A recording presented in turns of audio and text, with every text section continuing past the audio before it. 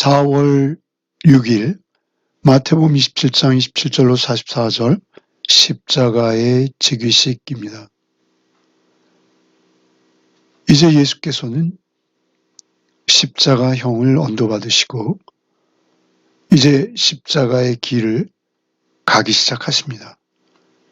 사실 이것이 우리 복음의 핵심이죠. 구약에서 오히려 흐릿하던 모든 것들이 또렷해지고 그리고 십자가의 희생을 통한 온전한 구원을 가져다주는 메시아의 십자가 죽음을 우리에게 기록하고 있는 것입니다. 먼저 27절로 31절을 읽겠습니다. 이에 총독의 군병들이 예수를 데리고 관정 안으로 들어가서 온 군대를 그에게로 모으고 그의 옷을 벗기고 홍포를 입히며 가시관을 엮어 그 머리에 씌우고 갈대를 그 오른손에 들리고 그 앞에서 무릎을 꿇고 희롱하여 이르되 유대인의 왕이여 평안할지어다 하며 그에게 침뱉고 갈대를 빼앗아 그의 머리를 치더라. 희롱을 다한 후 홍포를 벗기고 도로 그의 옷을 입혀 십자가에 못 박으려고 끌고 나아가니라. 가장 먼저 예수 그리스도를 조롱하는 그러한 무리들은 군병들입니다. 총독의 군병들이 예수를 데리고 관정 안으로 들어가서 온 군대를 모으고 옷을 벗기고 홍포를 입히고 가시관을 씌우고 갈대를 들리는 이 일을 저지르는 것이죠. 군병들이 들어가는데 특별히 27절에 온 군대를 모았다라고 하죠. 여기서 온 군대라는 것은 군대의 단위를 말합니다. 그래서 최소 400명에서 600명 이상을 지칭하는 군대의 단위입니다. 그들이 실제 몇 명이 모였는지 모르나 분명히 성경이 특별히 마태가 온 군대를 모았다라고 말씀하고 기록한 것은 거의 많은 군인들이 그곳에 주둔했던 거의 전부의 군인들이 예수께 관심을 가지고 몰려왔다라는 것이죠. 그리고 그들은 예수를 조롱하며 왕의 대관식을 진행합니다. 홍포를 입히고 아마 자색 옷은 아니었을 거예요. 너무 비싸기 때문에 그 자색 옷을 구할 수는 없었을 것이요. 아마 로마 군병들이 입는 붉은 홍포를 입히고 그 자색 옷을 대신한 것이죠. 그리고 가시관을 엮어서 예수님의 머리에 씌운 것이죠. 로마의 황제들이 썼던 빛이 마치 관에서 나오듯이 뾰족뾰족한 것이 밖으로 달려있는 그러한 로마의 황제의 관과 같이 그 흉한 가시들로 관을 엮어서 예수님의 머리에 씌운 것이죠. 그 굵은 가시가 예수님의 머리에 박혔을 것이요. 예수님의 머리에서는 검붉은 피가 계속 흐르게 되었을 것입니다. 그 가시관을 엮고 머리에 씌우고 또 갈대를 그의 손에 들리고 이것은 황제들이 쥐는 쥐봉 같은 규죠. 왕들이 쥐는 그러한 막대기죠. 그것을 손에 들리고 그리고 그 앞에 무릎을 꿇고 희롱하며 유대인의 왕이여 평안할지어다 라고 그들이 말하고 있었다라는 것이죠. 그들은 조롱을 목적으로 유대인의 왕이여 평안할지어다 라고 말하고 있었습니다만 사실은 예수께서는 우리의 왕이시죠. 예수께서는 이제 다시 사실 것이요. 그리고 영혼의 성도들과 동행하시며 우리를 인도하시고 다스려 주시는 곧 통치하시는 우리의 왕이 되실 것입니다. 놀랍게도 그들은 예수 그리스도의 왕 되심을 그들의 입으로 고백하고 있다라는 것이죠. 그리고 그에게 오히려 침을 뱉고 갈대를 빼앗아 그의 머리를 치더라. 이 갈대가 우리가 생각하는 연약한 갈대가 아니고요. 상당히 굵고 힘이 있다고 합니다. 그래서 가시관을 쓰신 예수 그리스도의 머리를 그들이 치는 것이죠. 그리고 희롱을 마다하지 않는 것입니다. 31절에 희롱을 다한 후 홍포를 벗기고 도로 그의 옷을 입혀 십자가에 못 박으려고 끌고 나갔다라는 것이죠. 이 십자가의 형벌은 예수 그리스도의 우리를 향한 사랑의 깊이입니다. 우리가 잘 알고 있습니다만 사실은 이것은 혼자 개인적으로 은밀한 묵상을 깊이 해야 될 필요가 있는 십자가 묵상입니다. 그때 우리에게 예수 그리스도의 사랑하심이 구체적으로 체감되어질 수 있는 것입니다. 예수께서는 이 모든 치욕을 온전히 우리를 대속하시기 위해서 참으시는 것이죠. 32절부터 읽겠습니다. 나가다가 시몬이란 구레네 사람을 만나매 그에게 예수의 십자가를 억지로 지워 가게 하였더라. 골고다 즉 해골이라는 곳에 이르러 쓸개 탄 포도주를 예수께 주어 마시게 하려 하였더니 예수께서 맛보시고 마시고자 하지 아니하시더라. 그들이 예수를 십자가에 못 박은 후에 그 옷을 제비 뽑아 나누고 거기 앉아 지키더라. 그 머리 위에 이는 유대인의 왕 예수라 쓴 죄패가 붙였더라. 이때 예수와 함께 강도 둘이 십자가에 못 박히니 하나는 우편에 하나는 좌편에 있더라. 예수께서 이제 십자가를 지시고 그 형장이 있는 골고다, 곧 해골의 곳이라고 이름하는 그곳으로 향하십니다. 그러나 예수께서는 이미 군병들로부터 많은 조롱을 받으시고 그리고 특별히 로마 군병들의 채찍에 많이 맞으셨습니다. 그 채찍은 보통 채찍이 아니고 우리가 잘 알고 있듯이 유리조각과 납덩이들이 박혀있는 쇠조각이 심지어는 박힌 살점이 묻어나는 무서운 채찍입니다. 사실은 예수께서 이제는 그 체력이 십자가를 도저히 지실 수 없는 상태인 것이죠. 그래서 로마 군인들은 그들의 특권을 활용해서 아무나 불러서 짐을 지우게 할 수 있는 특권이 로마 군인들에게 있었어요. 그래서 그들이 시몬이란 사람을 불러 예수님의 십자가를 대신 지게 한 것이죠. 구레네 사람, 특별히 아프리카 북부에 거주하는 디아스포라, 흩어진 유대인 중에 하나가 유월절을 맞아서 순례를 온 것이었죠. 그 시몬, 구레네 시몬을 동원해서 억지로 지워 가게 하였더라. 억지로 지었습니다. 억지로 지은 것이죠. 그러나 사실 이것은 구레네 개인으로 봐서는 엄청난 축복이었던 것이죠. 그는 이 사건을 통해서 예수 그리스도를 만나게 되죠. 예수 그리스도의 눈빛을 보았을 것입니다. 그분의 모든 일거수일투족, 그분의 존재 자체를 그는 직접 목격할 수 있었던 것이죠. 이것을 통해서 구레네 사람 시몬은 그리스도인이 되었을 것으로 여겨집니다. 마가복음에는 그 아들들의 이름이 등장하고 로마서 16장에는 바울 사도께서 그와 그의 가족들의 이름을, 특별히 그 아내 그 어미 이름을 언급하는 부분이 있습니다. 그래서 아마 그들이 그리스도교로 개종하고 이제 그들이 구원받았을 것이다 라고 많은 사람들이 이야기합니다. 십자가를 억지로 지어 가게 하였더라.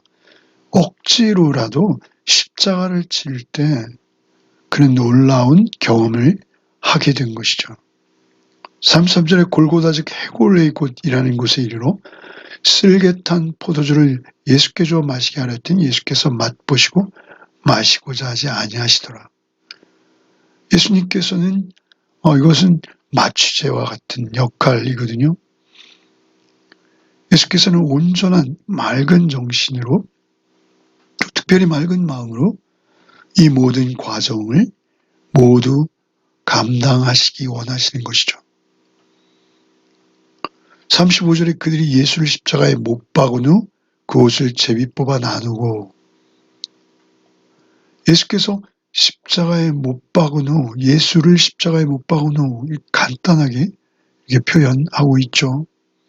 사실 이 현장은 피가 튀고 그리고 뼈와 뼈 사이를 가르는 그러한 심각한 못을 박는 소리가 들렸던 현장이죠. 예수를 십자가에 못 박은 후 그 옷을 제비 뽑아 나누고 이 모든 상황을 마치 그림을 그리듯이 우리 시편에 기록되어 있죠. 시편 20편 18절 내 겉옷을 나누며 속옷을 제비 뽑나이다 라고 이렇게 기록하고 있죠. 특별히 이사야서 53장 같은 경우 마치 현장을 지켜보는 것 같습니다. 거기 앉아 지키더라. 그 머리 위에는 유대인의 왕 예수라 쓴 죄패를 붙였더라. 계속 유대인의 왕이라는 표현이 등장하고 있죠. 우리의 왕 대신 예수 그리스도이심이 사실은 역설적이게도 이러한 일들을 통해서 계속 반복되어 표현되어지고 있습니다. 이때 예수와 함께 강도 둘이 십자가에 못 박히니 하나는 우편 하나는 좌편에 있더라. 그들은 예수를 이런 강도들과 같은 수준으로 끌어내리려 하는 것이죠. 예수는 죄가 없으십니다. 그러나 순전히 우리의 대속을 위해서 강도들 사이에 못 박히신 것이죠. 39절부터 읽겠습니다.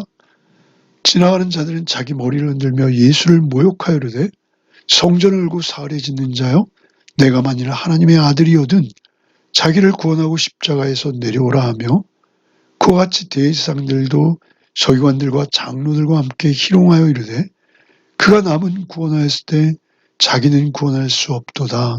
그가 이스라엘의 왕이로다. 지금 십자가에서 내려올지어다. 그리하면 우리가 믿겠노라. 그가 하나님을 신뢰하니 하나님이 원하시면 이제 그를 구원하실지라. 그의 말이 나는 하나님의 아들이라 하였도다 하며 함께 십자가에 못 박힌 강도들도 이와 같이 욕하더라. 먼저 욕하는 자들을 볼 수 있어요. 지금까지 로마 군인들의 조롱을 받으셨습니다만 39절에 보면 지나가는 사람들도 머리를 흔들며 예수를 모욕하고 있습니다. 그냥 지나가는 사람들일 뿐인데도 이미 예수를 알고 있고요. 그리고 머리를 흔들기까지 하며 예수를 모욕하는 것이죠. 그리고 이제 41절에 대상과 서기관들 그리고 장로들도 일부러 예수의 십자가 밑으로 모여 들어왔습니다. 그리고 그들도 예수님을 희롱하고 있는 것이죠. 그리고 마지막 44절에는 강도들까지 예수님을 욕하고 있어요. 물론 그 중에 한 강도는 예수 그리스도를 알아보고 나중엔 회심하게 되죠. 그러나 그 알아보기 전까지 그들도 그 분위기에 그 밑에서 들려오는 예수님을 향한 그 욕설과 조롱을 따라서 같이 내뱉고 있는 것이죠. 로마의 군인들, 지나가는 자들, 대상과 서기관과 장로들, 그리고 강도들, 이 모든 이들이 오직 예수 그리스도를 비난하고 조롱하고 욕하고 있었다라는 것이죠. 사실 예수님의 죄를 그들이 알고 있었을까요? 예수님은 죄가 없으십니다. 그럼에도 그들은 그러한 확인 절차가 필요하지 않은 것이죠. 오직 분위기를 따라서 그렇게 부안해동하고 있었던 것이죠. 그리고 39절에 그 지나가는 자들이 하는 말은 40절에 있죠. 성전을 열고 사흘에 짓는 자여 내가 만일 하나님의 아들이거든 자기를 구원하고 십자가에 내려오라. 조롱 중에 조롱이죠. 내가 만일 하나님의 아들이거든. 이것은 어디서 많이 듣던 이야기입니다. 이것은 마태복음 4장 예수께서 사역을 시작하실 때 광야에서 사단의 유혹을 받으실 때 하나님의 아들이거든 이라고 그들이 반복해서 말한 적이 있죠. 그리고 대상과 서기관 장로들까지 동일한 비난을 하고 있는 것이죠. 이스라엘의 왕이로다 지금 십자가에 내려올저다 그리하면 우리가 믿겠노라.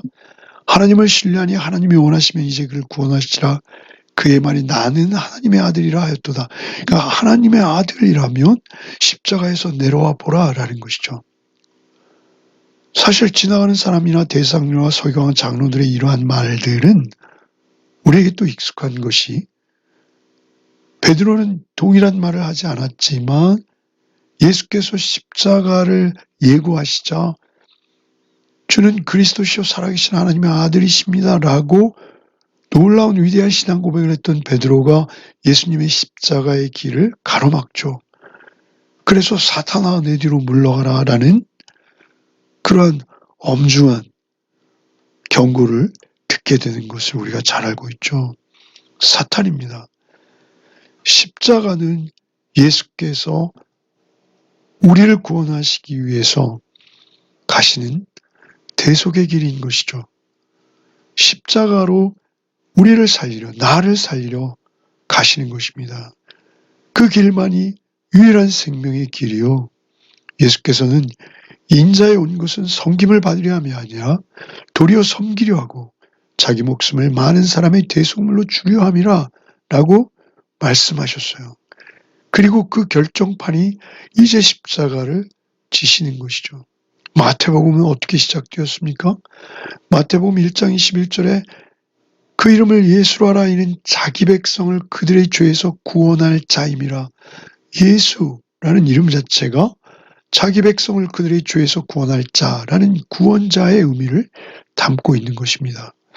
예수께서는 그 작정된 길을 가시는데 이들은 하나님의 아들이오거든 내려오라 라고 예수님을 향해 조롱하고 있는 것이죠. 사실 그들은 예수님의 많은 기적을 보았어요. 여기 42절에 보면 그가 남은 구원하였을 때 자기는 구원할 수 없도다 라고 조롱하고 있죠.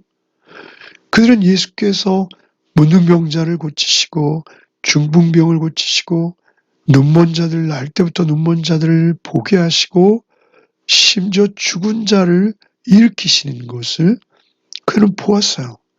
그럼에도 불구하고 그들은 예수님을 오히려 그 선한 일을 하신 예수님의 선한 일의 내용을 가지고 예수님을 조롱하고 있어요.